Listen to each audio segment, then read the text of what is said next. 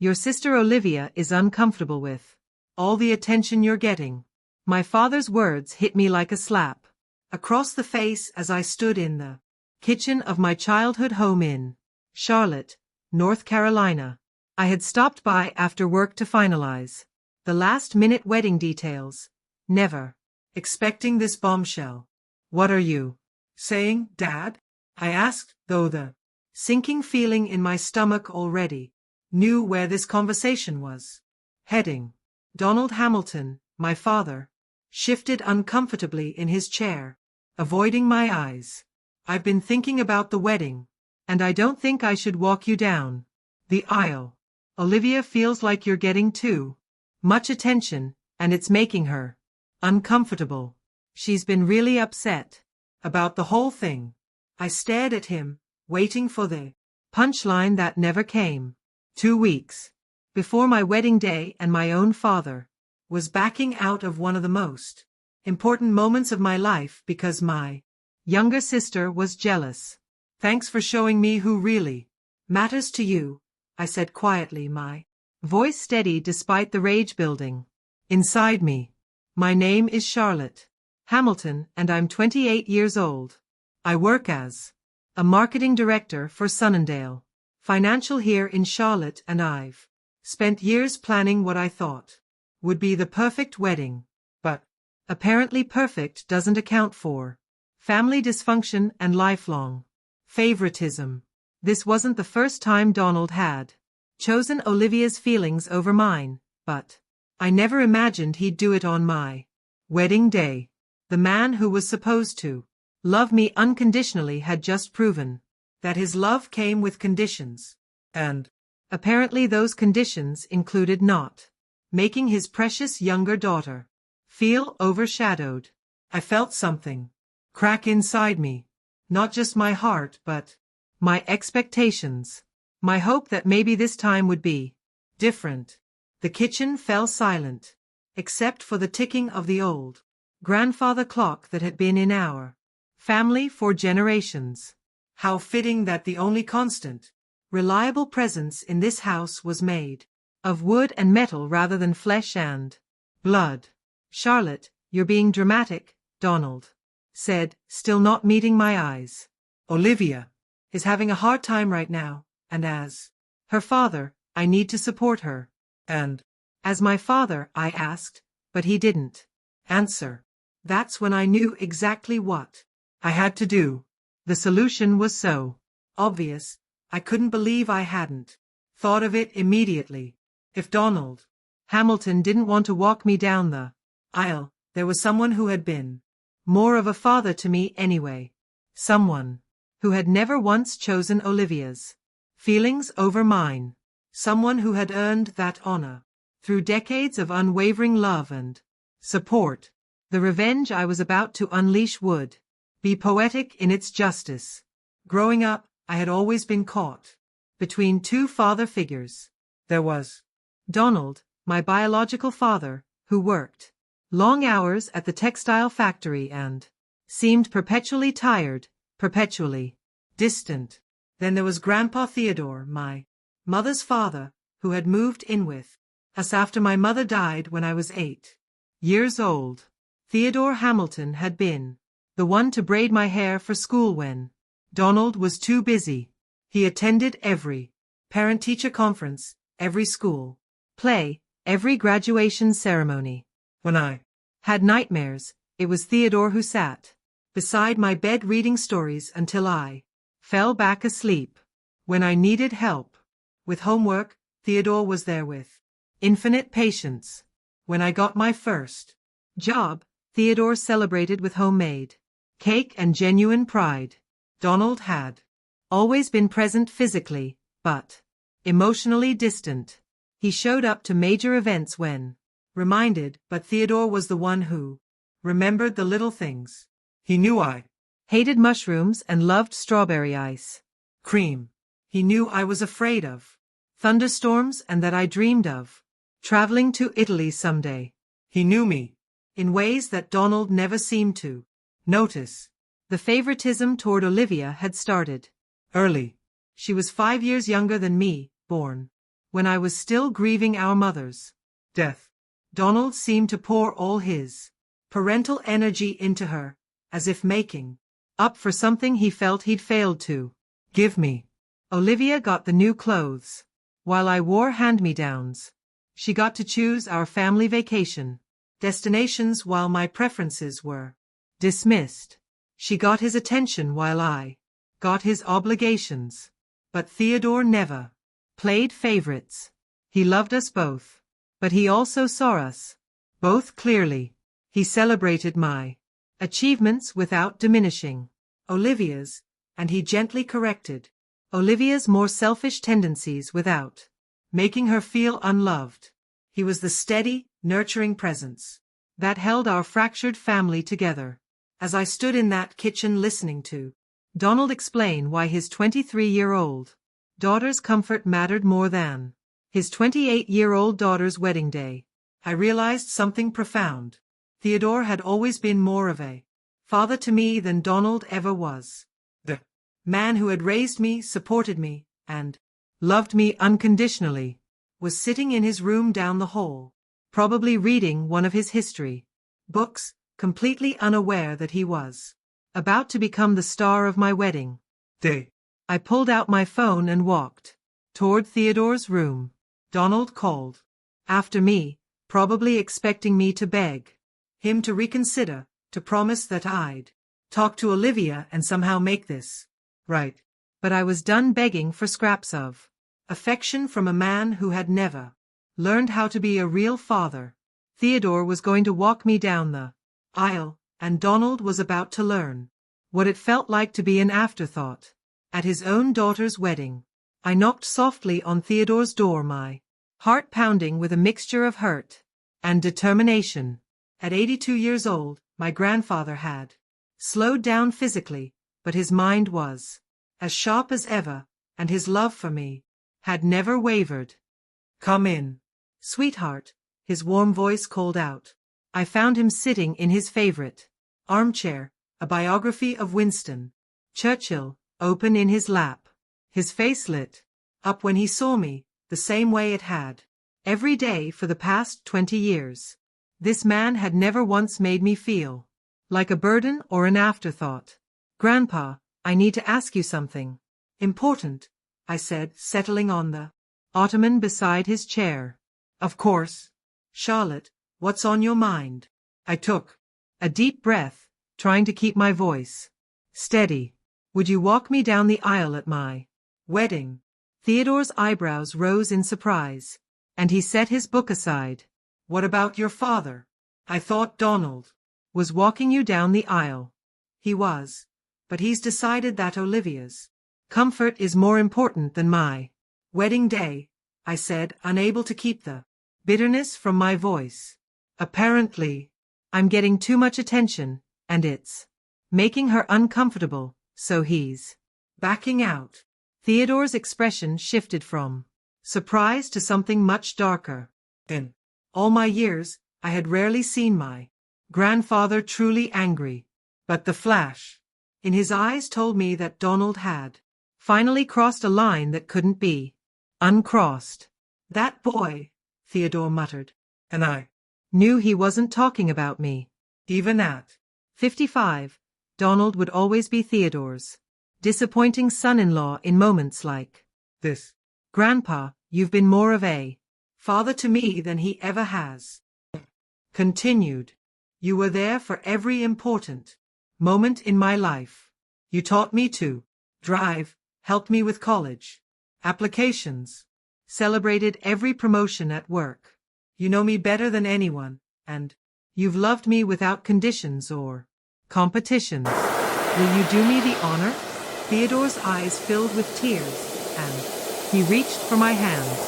"Charlotte, my dear girl, it would be the greatest honor of my life to walk you down that aisle. You are the light of my life, and I have watched you grow into the most remarkable woman. Your grandmother would have been so proud." I felt tears streaming down my face, but for the first time in hours, they were tears of joy rather than hurt. "Thank you, Grandpa. I love you so much." I love you, too, sweetheart, more than you'll ever know. As I hugged Theodore, I heard footsteps. In the hallway, Donald appeared in the doorway, his face a mixture of confusion and dawning realization. What's going on here? He asked. Grandpa is walking me down the aisle, I said simply, not moving from Theodore's embrace. The look on Donald's face told me that my backup plan was already working perfectly. The next 2 weeks passed in a blur of wedding preparations and family tension. Donald had tried multiple times to convince me to let him walk me down the aisle, but each conversation only reinforced my decision. He would start with guilt, move to anger, and then attempt bribery, but never once did he actually acknowledge what he had done wrong. Charlotte, you're being ridiculous, he said during one particularly heated discussion. I'm your father. It's my right to walk you down the aisle. Rights are earned, not given, I replied calmly. Grandpa earned that right every single day for 20 years. What Donald didn't understand was that this wasn't just about the wedding day. This was about a lifetime of being second best, of having my feelings dismissed in favor of Olivia's comfort, of being treated like an obligation rather than a beloved daughter. The wedding was simply the final straw that broke my willingness to accept his half-hearted love.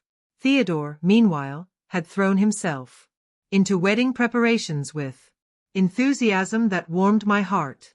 He insisted on buying a new suit, spent hours practicing his walk to make sure he could handle the aisle without his cane, and even asked to see the church beforehand so he could visualize the moment perfectly. I want everything to be perfect for you, my dear, he said as we stood in the sanctuary of St. Michael's Church, where I would be married in 10 days. It will be perfect because you'll be there, I assured him. The guest list had become another source of drama. Most of our extended family knew Theodore as my primary father figure, so they weren't surprised by the change. In fact, many of them seemed relieved that someone would finally stand up to Donald's favoritism. My Aunt Patricia, Theodore's daughter, and my mother's sister had been particularly supportive. It's about time someone put that man in his place, she said during a phone call. Theodore raised you after your mother died, not Donald. Theodore deserves this honor. But Olivia was furious. She had called me 3 times, each conversation more heated than the last. You're destroying our family, she accused during our final conversation before the wedding. Dad is heartbroken, and it's all your fault. Dad made his choice when he decided your feelings were more important than my wedding. Replied, I'm just living with the consequences of his decision. You're being selfish and vindictive. I'm being authentic for the first time in my life. I said, I'm done pretending that Dad's neglect is acceptable just to keep the peace. The truth was, I wasn't trying to punish Donald as much as I was trying to honor the man who had actually earned the title of father in my life.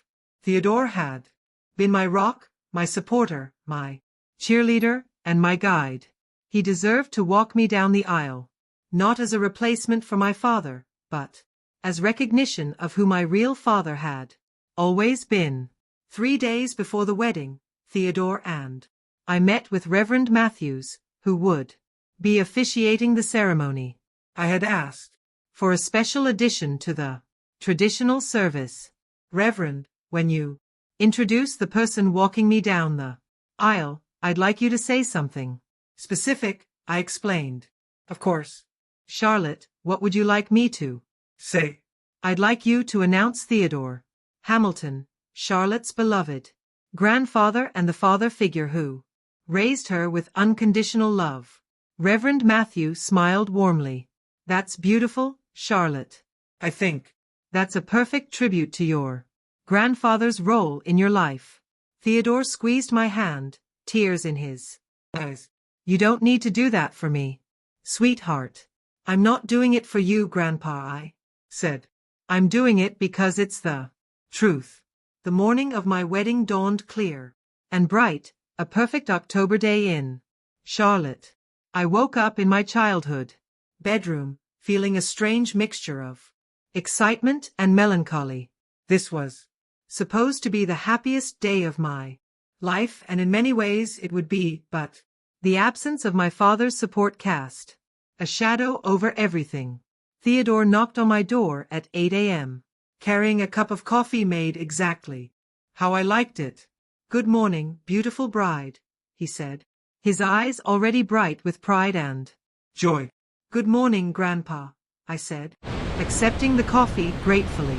Ah, you ready for this? I've been ready for this day since you were 8 years old, he said simply. We spent the morning getting ready together, something that felt surprisingly natural. Theodore had always been comfortable with the emotional intimacy that Donald had never managed. He helped me with my necklace, told me stories about my mother's wedding day, and held my hand when I got nervous about walking down the aisle. Your mother would be so proud of the woman you've become, he said as we looked at ourselves in the full-length mirror, and she would be proud that you chose love over obligation today. At noon, we arrived at the church. Could see Donald's car in the parking lot, and I felt a familiar knot in my stomach. He would be sitting in the congregation as a regular guest, watching his father-in-law fulfill the role he had abandoned. Part of me felt guilty for the humiliation he would experience, but a larger part of me felt vindicated. Actions had consequences, and he was about to experience his. In the bridal room, my maid of honor, Jessica, helped me with final touches to my dress and makeup. She had been my roommate in college and knew the full history of my relationship with Donald and Theodore. Are you having any second thoughts? Asked gently.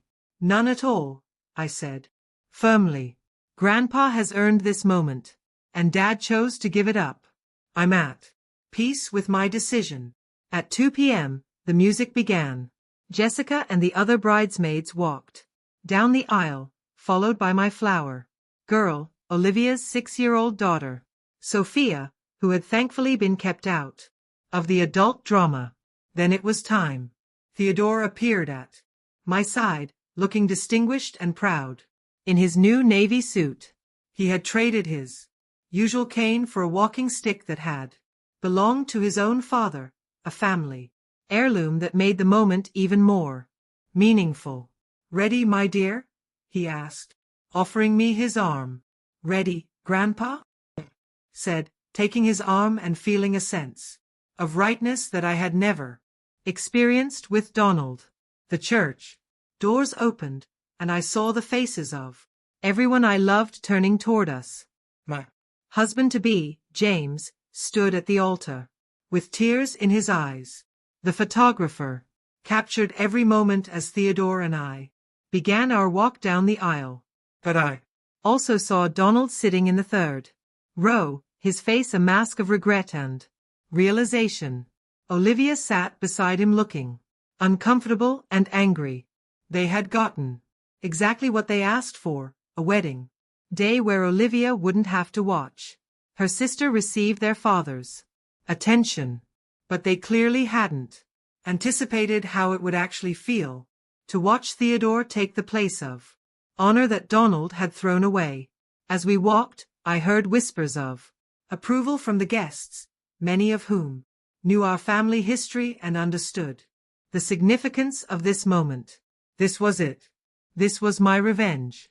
Sweet and public and absolutely justified. As Theodore and I reached the front of the church, Reverend Matthews stepped forward with a warm smile. Dearly beloved, he began, we are gathered here today to witness the marriage of Charlotte Hamilton and James Rodriguez.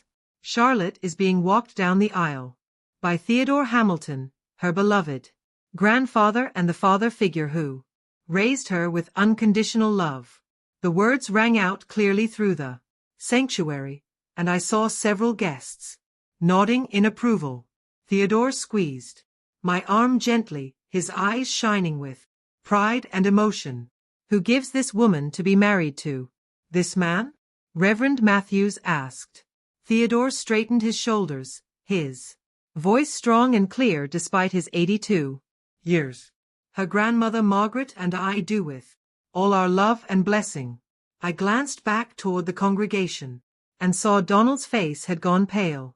The public announcement of Theodore's role, combined with the traditional giving away ceremony, had made it crystal clear to everyone in attendance who had actually earned the right to this honor. Several relatives were looking between Donald and Theodore with expressions that ranged from approval to barely concealed judgment. Olivia sat rigid in her seat, her face flushed with what looked like embarrassment rather than the satisfaction she had probably expected to feel. She had wanted less attention on me, but instead she had created a situation where everyone in the church was acutely aware of our family drama and Donald's failure as a father. After Theodore kissed my cheek and took his seat in the front row, the seat traditionally reserved for the father of the bride, the ceremony continued. James and I exchanged vows, rings, and our first kiss as husband and wife. But I kept glancing at Theodore, who was beaming with such joy that it made my heart full despite everything. The recessional music began, and as James and I walked back down the aisle, as newlyweds, I saw the full impact of my decision written on faces throughout the congregation. Aunt Patricia was crying happy tears and nodding approvingly at Theodore. My cousins were smiling and whispering positive comments. Even James's family, who didn't know our history, seemed charmed by the dignified older gentleman who had clearly played such an important role in my life. But Donald looked devastated. Not angry, not frustrated, devastated. He was seeing perhaps for the first time what his years of emotional neglect and favoritism had cost him. He had lost the honor of walking his daughter down the aisle. But more than that, he had lost the respect of his extended family and the acknowledgement of his role in my life.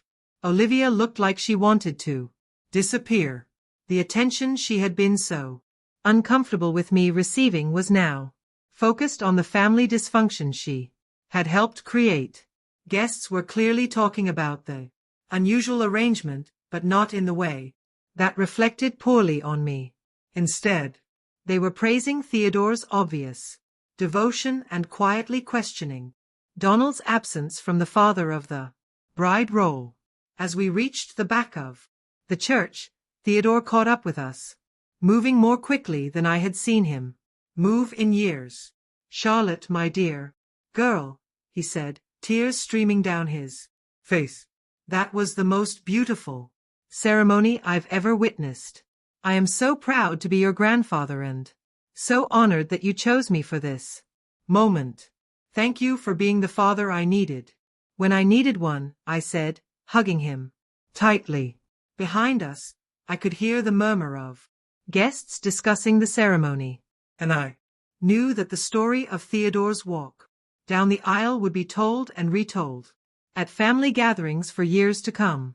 Donald's absence from his traditional role would become family legend, a cautionary tale about the consequences of favoritism and neglect. My revenge was complete, and it was perfect. The reception at the Charlotte Country Club was everything I had dreamed it would be, made even more special by Theodore's presence at the head table. As the father figure who had walked me down the aisle, he sat in the place of honor, typically reserved for the father of the bride, while Donald sat at a regular guest table with Olivia and her family. During the cocktail hour, I watched as guest after guest approached Theodore to congratulate him and share stories about his role in my life. My college friends talked about how he had visited me at school and taken me out for dinner whenever I was homesick. My coworkers mentioned how he attended every one of my work presentations and company picnics. Family members shared memories of Theodore stepping in to fill the gaps that Donald had left. Theodore, you did such a beautiful job. Walking Charlotte down the aisle, said Mrs. Henderson, our longtime neighbor. You could see how much that moment meant to both of you. It was the honor of my lifetime, Theodore replied, his voice still thick with emotion. Meanwhile, I noticed that Donald was having very different conversations. People were politely asking where he had been sitting during the ceremony, and his explanations were met with confused and sometimes disapproving expressions. The story was spreading through the reception, and not in a way that painted him in a favorable light. When it came time for the father of the bride's speech, I stood up and took the microphone. I want to thank someone very special. Began looking directly at Theodore. Grandpa, you have been my rock, my guide, and my biggest supporter for the past 20 years. You taught me what unconditional love looks like, and you showed me every day that actions matter more than titles. Thank you for being the father I needed when I needed one most. This day wouldn't have been complete without you by my side. The applause was thunderous, and I saw several guests wiping away tears. Theodore stood up and bowed slightly, his face radiant with pride and joy. As the evening progressed, the full weight of Donald's choice became increasingly apparent. During the traditional father-daughter dance, I danced with Theodore instead, and the DJ announced, "It is Charlotte dancing with her grandfather Theodore, who raised her and walked her down the aisle today." The symbolism was unmistakable. Every tradition that typically honored the father of the bride was instead honoring Theodore, while Donald sat at his table, looking increasingly isolated and regretful. Olivia had stopped trying to defend their decision and was now staring at her plate, clearly uncomfortable with the attention her manipulation had brought to the family dysfunction. After our dance, several other family members approached Theodore to shake his hand and express their admiration for his devotion to me. My great-aunt Helen, the family matriarch, made a point of telling him loudly enough for nearby tables to hear. Theodore, you've always been the real father in Charlotte's life. Everyone in this family knows that. You earned this honor. Donald overheard this comment, and I saw him flinch as if he'd been physically struck. The public recognition of Theodore's superior claim to the father role was exactly what I had hoped for, but seeing Donald's pain was more complicated than I had expected. I felt vindicated, but not cruel, satisfied, but not vengeful. As the reception wound down, Donald approached me hesitantly. "Charlotte, I need to talk to you," he said quietly. "What is it, Dad?" "I made a mistake," he said, his voice barely above a whisper. "A terrible mistake. I should have been the one walking you down that aisle. And instead, I let Olivia's jealousy convince me to give up the most important moment I'll ever have with my daughter." I looked at him for a long moment, seeing genuine regret in his eyes for the first time. "Yes," I said simply. "You did." The months following my wedding brought consequences that reached far beyond that single day. Donald faced years of family ostracism when relatives learned he had refused to walk his daughter down the aisle due to his other daughters' jealousy, making him appear weak, and favoritism driven to extended family who had always respected my independence and achievements. Olivia lost her sister's love permanently when I realized that her selfishness had cost us both our father's presence at the most important day of my life, leading to complete estrangement between us that would last 4 years. Donald's relationship with both daughters deteriorated as I maintained limited contact while Olivia grew resentful that her manipulation had backfired and created family drama she couldn't control, leaving him isolated from both children he had failed in different ways.